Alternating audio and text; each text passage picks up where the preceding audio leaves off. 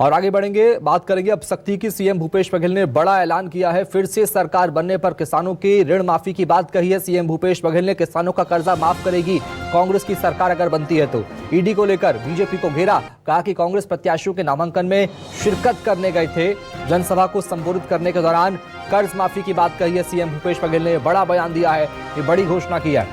तो फिर से सरकार अगर कांग्रेस की बनी तो किसानों का कर्जा माफ होगा छत्तीसगढ़ में। ये बड़ा बयान दिया है सीएम भूपेश बघेल ने, ये बड़ी घोषणा की है।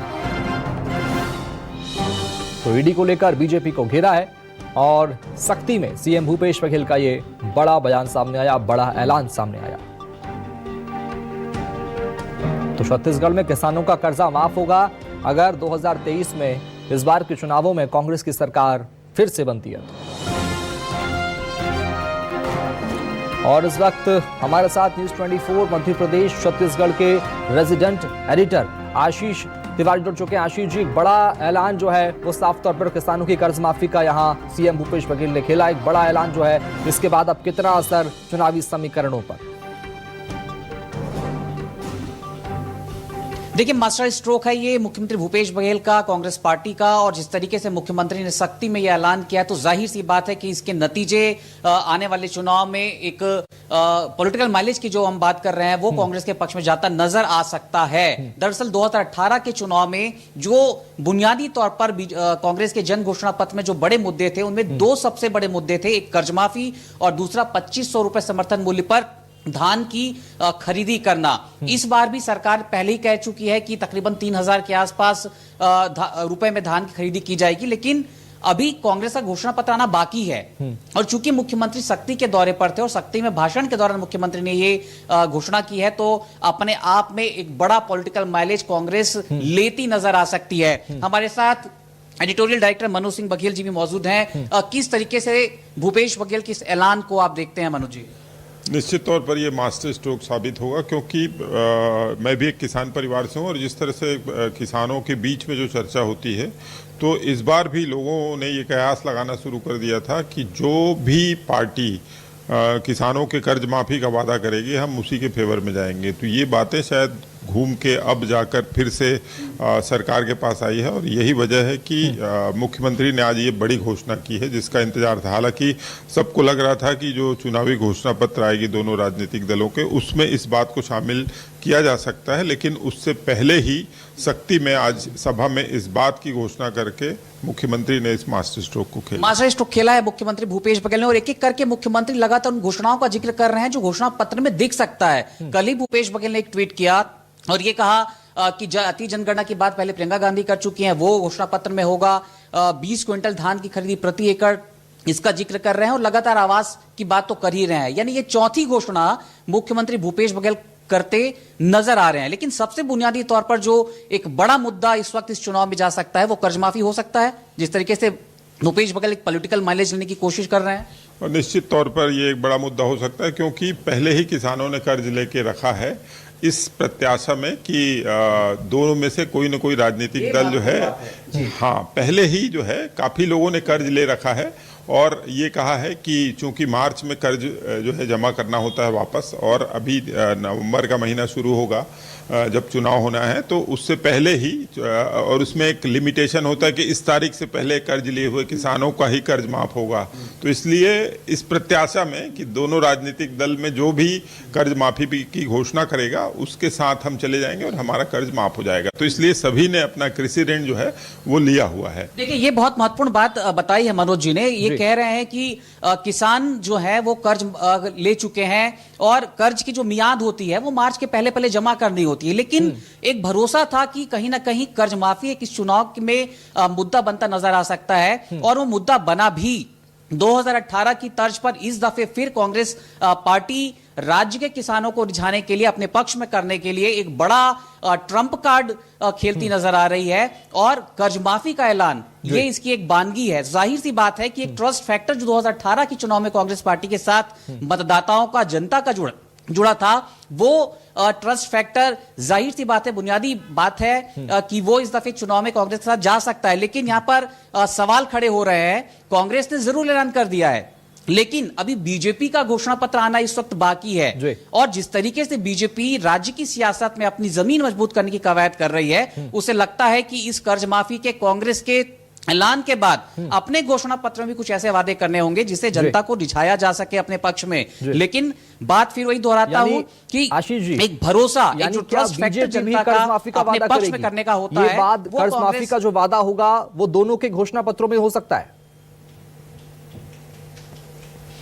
देखिए फिलहाल स्पष्ट नहीं है, क्योंकि पिछले चुनाव का जिक्र करें तब भी कांग्रेस ने अपना घोषणा पत्र पहले जारी कर दिया था, बीजेपी का घोषणा पत्र बाद में आया। कांग्रेस के घोषणा पत्र को बीजेपी ने बड़ी बारीकी से देखा था और बीजेपी को इस बात का इल्म था कि ये घोषणा पत्र जो है वो मास्टर स्ट्रोक साबित हो सकता है कांग्रेस पार्टी के लिए। बावजूद उसके बीजेपी ने अपने घोषणा पत्र में इन वादों का जिक्र नहीं किया था, क्योंकि बीजेपी की जो स्ट्रेटेजी रही है, बीजेपी कभी फ्री बीज स्कीम पर भरोसा नहीं करती। और प्रधानमंत्री नरेंद्र मोदी और अमित शाह के सामने जब ये बात 2018 में रखी गई थी, तब उन्होंने सिरे से खारिज कर दिया था कि एक राज्य के लिए यदि हम ये नीति लाते हैं तो दूसरे राज्यों में भी आशीष जी हमें आऊंगा आपके पास पे, लेकिन पालन जरा करना किसानों होगा। को, तो बीजेपी ने छत्तीसगढ़ अपने के आप मतदाताओं को सुनना जरूरी है कि सीएम भूपेश बघेल ने कर्ज माफी का वादा क्या कुछ कहा, सुनिए।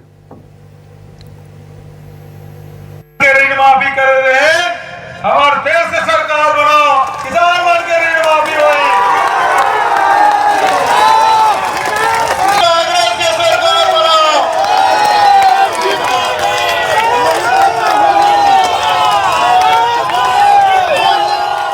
सुना आपने, तालियां साफ तौर पर इस वादे के बाद बजी हैं। यानी इंतजार था किसानों को, सभा में बैठे लोगों को भी शायद ये अंदेशा था कि सीएम भूपेश बघेल एक बड़ा वादा सख्ती की इस सभा से कर सकते हैं। आशीष जी, कितना बड़ा असर पड़ेगा चुनावी समीकरणों पर? चूंकि इंतजार किसानों को था, जैसा कि मनोज जी ने बताया कि किसान कर्ज ले चुके हैं, उन्हें पता है कि मार्च से पहले इसे जमा करना होता है, और इस फिराक में थे वो कि सरकार शायद इस तरह का वादा कोई दल कर देगा, लेकिन कांग्रेस ने तो कर दिया है, सरकार बनाइए, कर्ज माफी होगी। देखिए जाहिर सी बात है, उस बात का मैं जिक्र कर भी रहा था थोड़ी देर पहले, और बहुत ज्यादा इसका माइलेज कांग्रेस पार्टी को मिलता नजर आ सकता है। जो भरोसे का जिक्र मैं कर रहा था कि 2018 के चुनाव में कांग्रेस ने वादा किया, और वादा किया तो किया, सरकार बनते ही जो पहली कैबिनेट की बैठक हुई, यानी मुख्यमंत्री पद की शपथ लेने के ठीक बाद भूपेश बघेल ने जो कैबिनेट की बैठक बुलाई, उस बैठक में कर्ज माफी पर बड़ा फैसला ले लिया गया था। और तकरीबन पहली कैबिनेट में 6000 करोड़ रुपए के आसपास जो एक बड़ी राशि थी वो किसानों का माफ करने का ऐलान हुआ।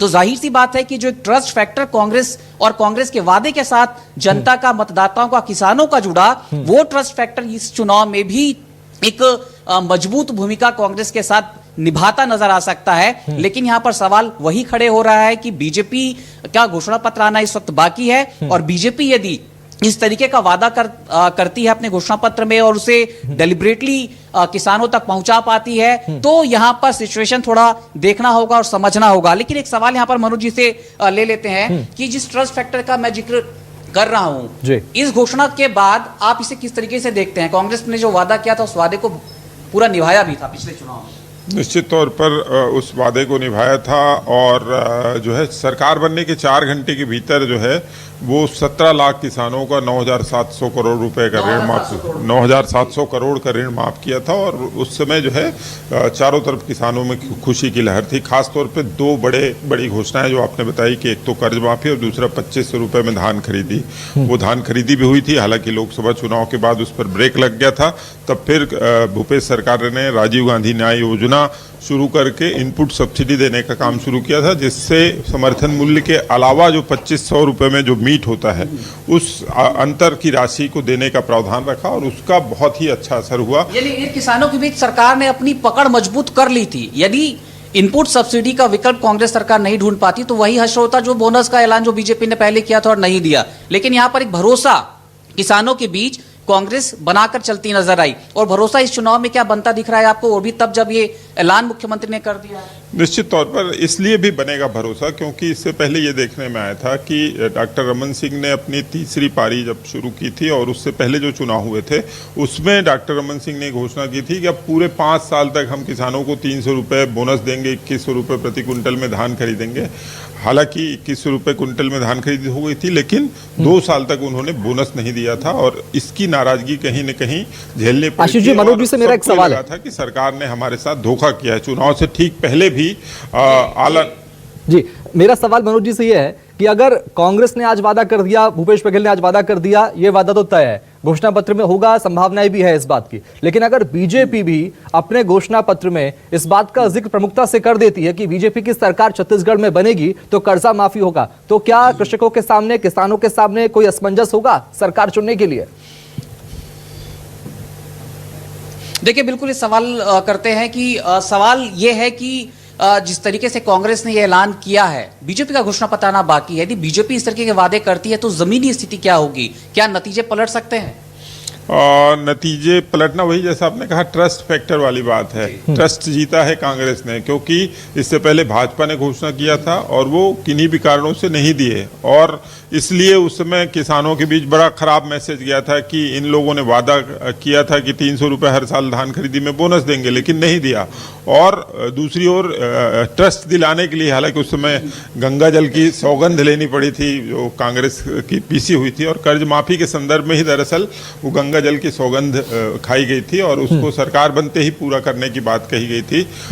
24 घंटे का मियाद लिया गया था, लेकिन शपथ लेने के 2 घंटे के भीतर कैबिनेट की बैठक हुई, जिसमें टी.एस. सिंहदेव और ताम्रध्वज साहू जो 3 मंत्री शपथ लिए थे, और इन तीनों ने मिलकर वो निर्णय लिया और इमीडिएट इफेक्ट से उस चीज को लागू कर दिया था। फैक्टर का असर है, और जिस तरीके से मुख्यमंत्री भूपेश बघेल ने ऐलान कर दिया है कि छत्तीसगढ़ में यदि कांग्रेस की सरकार 2023 की रण में जीत दर्ज करती है तो राज्य के किसानों को एक दफे फिर कर्ज माफी का फायदा सरकार दिलाएगी। तो जाहिर सी बात है, मुख्यमंत्री के इस ऐलान का जमीनी असर खासतौर पर किसान जो बिरादरी है वहां पर पड़ता नजर आ सकता है। लेकिन इस वक्त इंतजार करना होगा कि इस ऐलान के बाद बीजेपी के खाने से प्रतिक्रिया जो है वो किस रूप में सामने आती है। बिल्कुल देखना होगा कि बीजेपी क्या कुछ कहती है इस वादे के बाद, लेकिन ये बहुत बड़ा वादा है छत्तीसगढ़ के राज्य किसानों के लिए भी, चूंकि साफ तौर पर इंतजार भी था किसानों को इस बात का कि कोई दल हमसे ये वादा करे, और ये वादा आज भूपेश बघेल ने कर दिया है, कांग्रेस पार्टी ने कर दिया। बहुत शुक्रिया आशीष जी, मनोज जी, आप दोनों का जुड़ने के लिए, बातचीत करने के लिए। तो फिलहाल